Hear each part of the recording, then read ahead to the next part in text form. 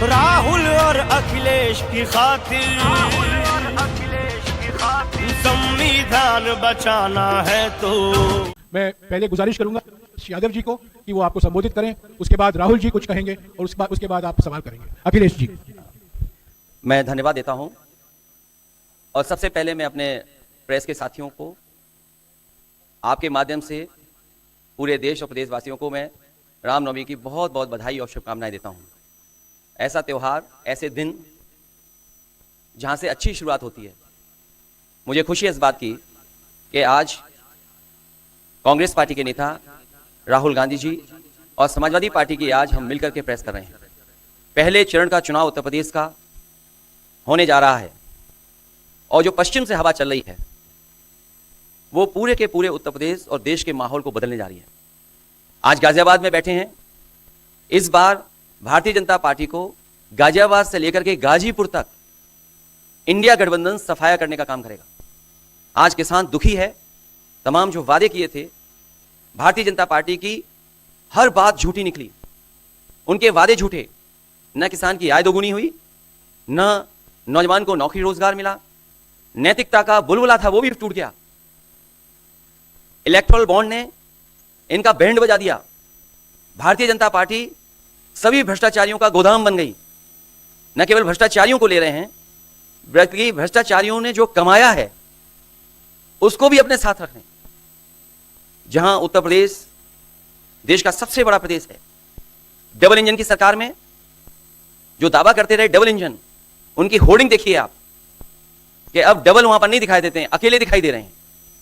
इनके प्रत्याशी होर्डिंग से गायब हैं पेपर लीक के कारण। और उसके मां बाप को अगर हम जोड़ लें तो ऐसे 60 लाख नौजवान हैं। 60 लाख नौजवानों का भविष्य अंधकार में डाल दिया। और अगर 60 लाख का गुणा करें हम 3 से, 1 करोड़ 80 लाख, और 1 करोड़ 80 लाख को अगर हम डिवाइड करते हैं 80 लोकसभाओं से, तो भारतीय जनता पार्टी का 2,25,000 वोट हर लोकसभा में कम हुआ है। इसलिए एक भी वोट बच ना पाए। जहां हमें मतदान करना है वहीं मतदान के दिन हमें सावधान भी रहना है। अगर हम सावधान रह करके मतदान करेंगे और अपने बूथ की चौकीदारी करेंगे तो भारतीय जनता पार्टी का सफाया होगा। आने वाले चुनाव में, ये देश का चुनाव है, देश की जनता बदलाव चाहती है और बदलाव की हवा पश्चिम से उत्तर प्रदेश से चल रही है। और मुझे पूरा उम्मीद है आने वाले समय में इंडिया गठबंधन और नई सरकार देश में दिखाई देगी। शुक्रिया अखिलेश जी। राहुल जी। नमस्कार। रामनवमी की आप सबको, देश को बहुत बहुत शुभकामनाएं। ये चुनाव विचारधारा का चुनाव है। एक तरफ आरएसएस और बीजेपी जो संविधान है, लोकतांत्रिक सिस्टम है, उसको खत्म करने की कोशिश कर रही है, और दूसरी तरफ इंडिया गठबंधन कांग्रेस पार्टी संविधान को, लोकतंत्र को डिफेंड करने की कोशिश कर रही है, उसकी रक्षा कर रही है। चुनाव में 2-3 बड़े मुद्दे हैं। सबसे बड़ा बेरोजगारी, दूसरे नंबर पर महंगाई, भागीदारी। मगर बीजेपी 24 घंटा डिस्ट्रैक्शन करने में लगी रहती है। कभी प्रधानमंत्री समुद्र के नीचे चले जाते हैं, कभी आसमान में सी प्लेन पे चले जाते हैं, मगर जो मुद्दे हैं उनके बारे में ना प्रधानमंत्री ना बीजेपी बात करती है। कुछ दिन पहले प्रधानमंत्री ने एएनआई को बहुत लंबा इंटरव्यू दिया। स्क्रिप्टेड था मगर फ्लॉप शो था। प्रधानमंत्री जी ने उसमें इलेक्टोरल बॉन्ड्स समझाने की कोशिश की। प्रधानमंत्री जी कहते हैं कि इलेक्टोरल बॉन्ड्स का सिस्टम ट्रांसपेरेंसी के लिए लाया गया, राजनीति को साफ करने के लिए लाया गया। अगर यह सच है तो उस सिस्टम को सुप्रीम कोर्ट ने रद्द क्यों किया?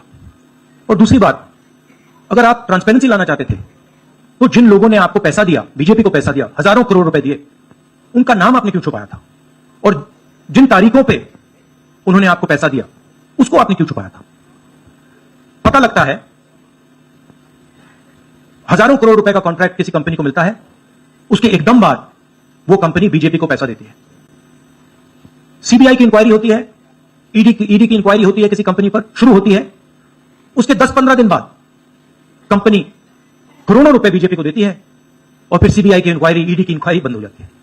सड़क पे इसको एक्सटॉर्शन कहते हैं, एक्सटॉर्शन कहते हैं सड़क पे। तो ये जो है इलेक्टोरल बॉन्ड्स का जो स्कीम है, ये दुनिया का सबसे बड़ा एक्सटॉर्शन का स्कीम है। हिंदुस्तान के सारे बिजनेसमैन इस बात को समझते हैं, जानते हैं, और प्रधानमंत्री जितनी भी सफाई देना चाहें कोई फर्क नहीं पड़ने वाला है, क्योंकि पूरा देश जानता है कि प्रधानमंत्री भ्रष्टाचार के चैंपियन है। धन्यवाद। शुक्रिया राहुल जी। अच्छा, एक और बात, आपने जयराम जी आपने कहा कि जो भी आपको क्वेश्चन पूछने हैं आप पूछेंगे, और ये ओपन एंडेड प्रेस कॉन्फ्रेंस है। पर इसमें एक और बात, मुझे पहले ही 2-3 बीजेपी वाले क्वेश्चंस पता लग जाते हैं, तो वो तो गारंटी पूछे जाएंगे, तो उनके लिए मैं तैयार। राहुल जी, स्वागत है आपका। दोनों नेताओं, जबकि आज प्रचार का पहला चरण समाप्त होने वाला है, आपने मेरे मित्रों को थोड़ा सा कसरत करा दी, वो दिल्ली से यहाँ आए हैं। आपने गाजियाबाद में ही क्यों पीसी की? यूपी और दिल्ली छोड़ के गाजियाबाद में पीसी हो रही है। दूसरा सवाल ये है राहुल जी से कि लोग तो गुजरात छोड़कर पीएम बनने के लिए बनारस आते हैं, आप बाय नाइट चले गए, तो क्या अमेठी या रायबरेली से आप ये बीजेपी वाला क्वेश्चन है। पत्रकार का सवाल है। पहले opening ball BJP question. Very good, शाबाश। देखिए, अमेठी की बात कांग्रेस का डिसीजन है, जो भी मुझे ऑर्डर मिलेगा मैं वो करूंगा। सीईसी मीटिंग, हमारी पार्टी में सीईसी मीटिंग्स में ये डिसीजन लिए जाते हैं। बट पहला बीजेपी का question, good question, thank you. Amar Ujala से निशा। स्वागत है। मेरा सवाल आपसे ये है कि यूपी में न केवल यूपी में बल्कि पूरे देश में इस बार कांग्रेस ने अपने बहुत कम प्रत्याशी 268 अभी तक सामने आए हैं, और यूपी में तो 80 सीटों के मुकाबले केवल 17 सीट हैं। ऐसा क्यों? क्या ऐसा मान के चल रही है कांग्रेस की आप कमजोर चल रहे हैं, या यूपी में कमजोर है कांग्रेस इसलिए सपा या आपके गठबंधन बाकी सहयोगी पार्टी सीट नहीं देना चाह रही है? नहीं, हमने डिसीजन लिया है कि इंडिया गठबंधन चुनाव लड़ेगा, और हमने सीट शेयरिंग की है, और ओपन माइंडेड तरीके से दिल खोल के हमने सीट शेयरिंग की है। हम चाहते हैं कि थोड़ी सी हम फ्लेक्सिबिलिटी दिखाएं और ओपन माइंडेड तरीके से हम चुनाव लड़ें, इसीलिए हमने स्पेस हम अपने पार्टनर्स को दी है, पर इसका कोई कमजोरी का मतलब नहीं है। पीटीआई से अनवर।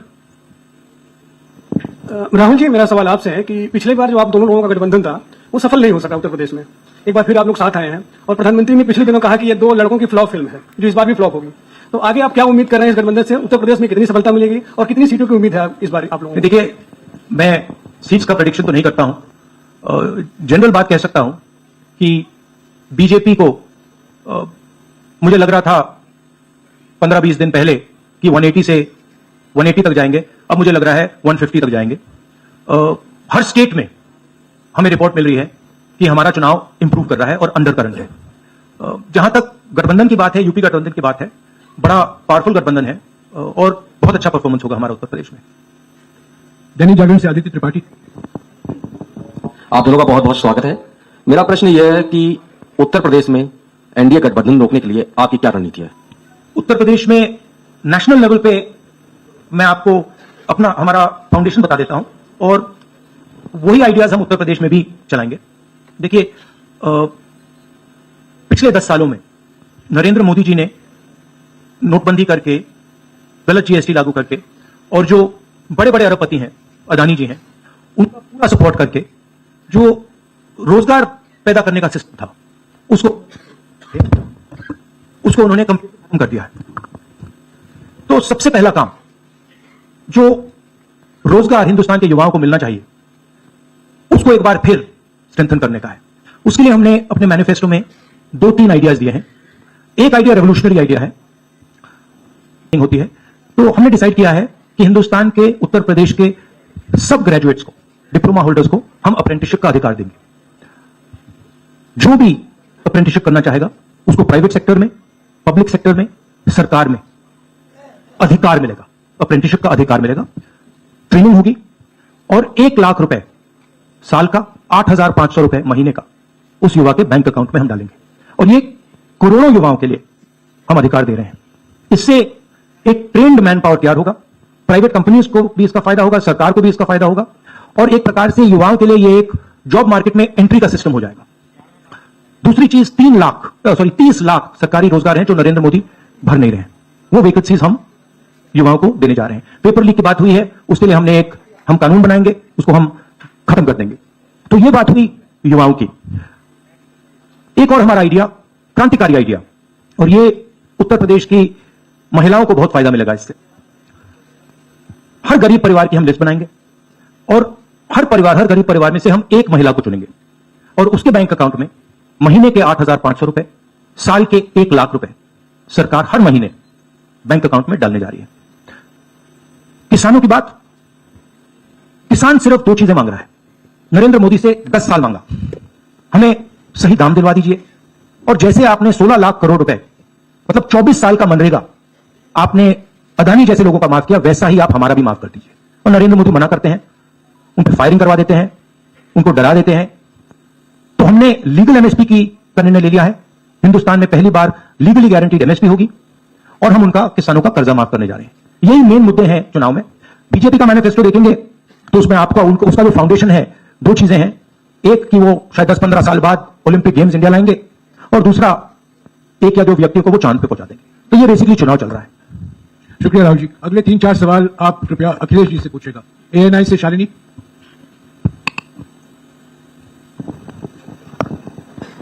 पहला सवाल राहुल जी से है। अखिलेश जी से पूछेगा प्लीज। उन्होंने कृपया लगा दिया, इसलिए अब हमसे पूछिए। दोनों से पूछूंगी सर। पहला सवाल राहुल जी से है, जैसे कि पीएम ने कहा है कि मैं देश बचा रहा हूं, लेकिन इंडिया अलायंस जो है वो परिवार बचा रहा है, इस पर क्या कहेंगे सर?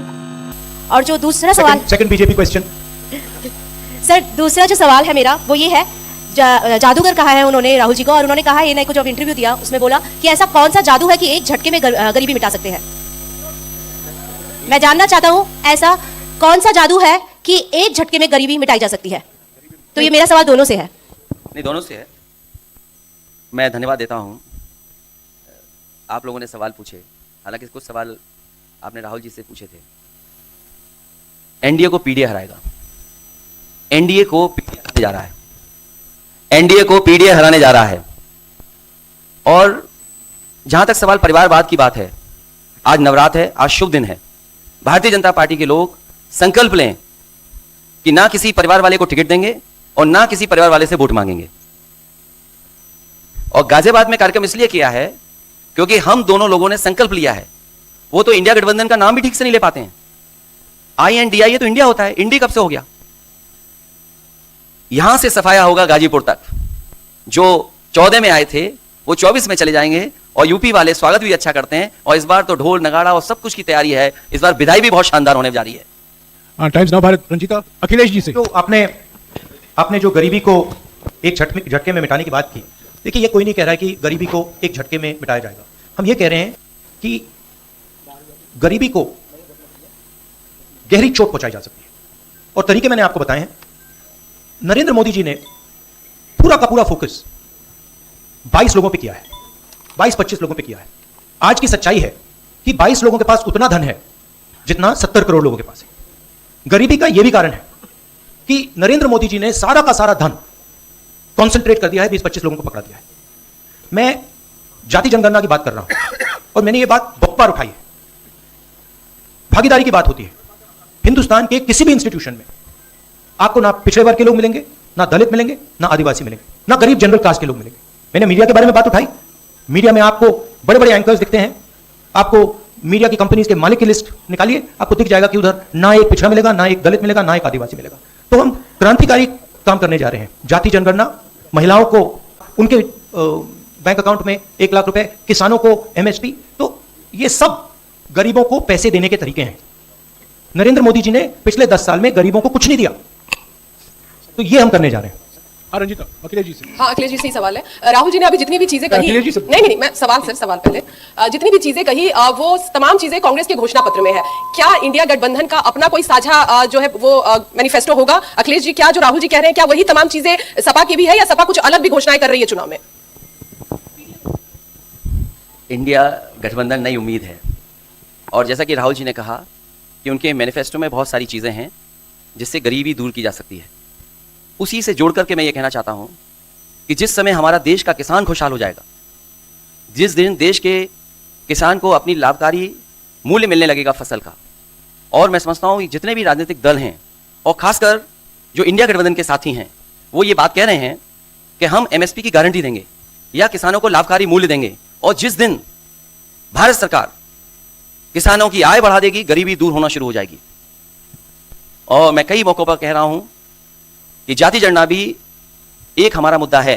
बिना सामाजिक न्याय के, बिना जाति की गैर बराबरी खत्म किए हुए हम अपने समाज को आगे नहीं बढ़ा सकते। और जैसा राहुल जी ने कहा कि खुशहाली के लिए जाति जनगणना जरूरी है, तो जाति जनगणना, सामाजिक न्याय और पीडीए की लड़ाई को लेकर के हम चलेंगे। उससे गरीबी भी दूर होगी और मान सम्मान भी मिलेगा। विक्रांत।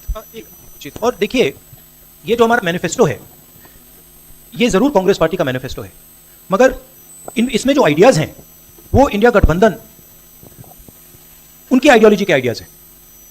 और अगर समाजवादी पार्टी का कोई सजेशन हो या किसी और भी इंडिया गठबंधन की पार्टी का सजेशन हो, उसको हम सब ऑन बोर्ड करेंगे। तो हमारा मतलब जॉइंटली काम होता है, हम बातचीत करके कंसल्ट करके काम करते हैं और फ्लेक्सिबिलिटी दिखाते हैं। और हम लोग G20 की तरह नहीं है, केवल 2 का चलता हो, बाकी सब 0 हो। साथ आए हैं, आखिर क्या वो मोमेंट क्या था जब दोनों के दिल में आया कि हाँ हमको साथ आना चाहिए, जरूरी है 7 साल बाद? दोनों के दिल में कब ये मोमेंट आया कि हाँ चलना है साथ?